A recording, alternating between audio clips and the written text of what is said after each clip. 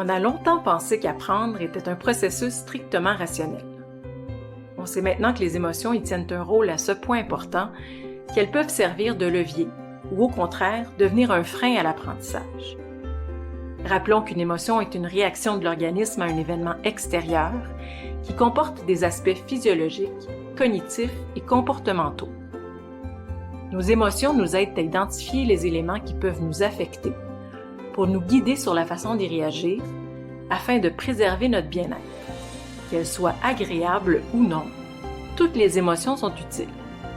Apprendre, c'est remettre en question ce qu'on croyait savoir, s'ouvrir à de nouvelles idées et à davantage de complexité, et déployer des efforts sans en connaître forcément l'aboutissement.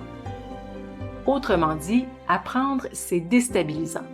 Et malgré son lot d'émotions positives, cette démarche ne peut nous préserver de toute émotion négative.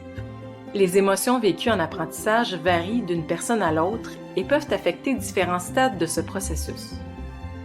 Elles peuvent avoir un impact positif ou négatif sur l'attention, la motivation, les stratégies d'apprentissage et la capacité à s'autoréguler comme apprenant.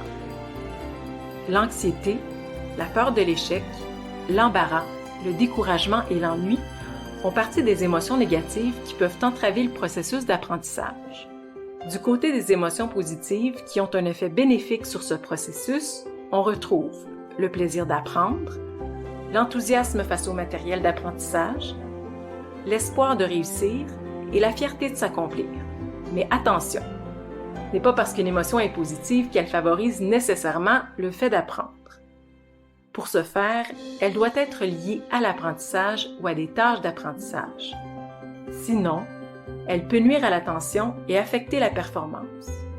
Avoir confiance en soi et accorder de la valeur aux tâches accomplies est essentiel pour ressentir l'ensemble des émotions positives liées au fait d'apprendre et prévenir ou réduire l'apparition des émotions négatives.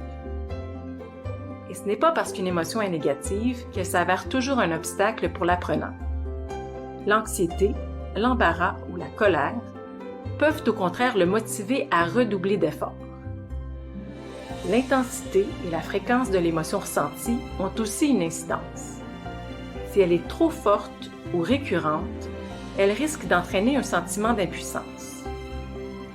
L'état affectif de l'enseignant peut aussi influencer l'apprenant. Un effet de contagion du stress de l'enseignant aux étudiants a été mis au jour dans une vaste étude canadienne.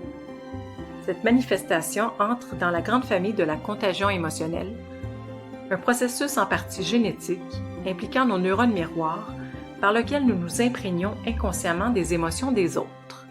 Les émotions ont une influence considérable sur la mémoire. C'est ce qui fait qu'on se rappelle mieux des événements chargés sur le plan émotif.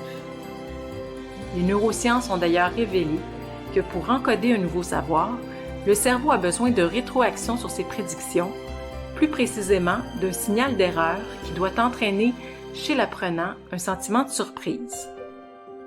En formation en ligne, divers outils de communication, ainsi que les scènes vidéo, peuvent aider à faire éclore des émotions qui favorisent l'apprentissage. Quant à la réalité virtuelle, qui est de plus en plus intégrée en formation, des expériences indiquent qu'elle pourrait être utilisée pour stimuler l'empathie.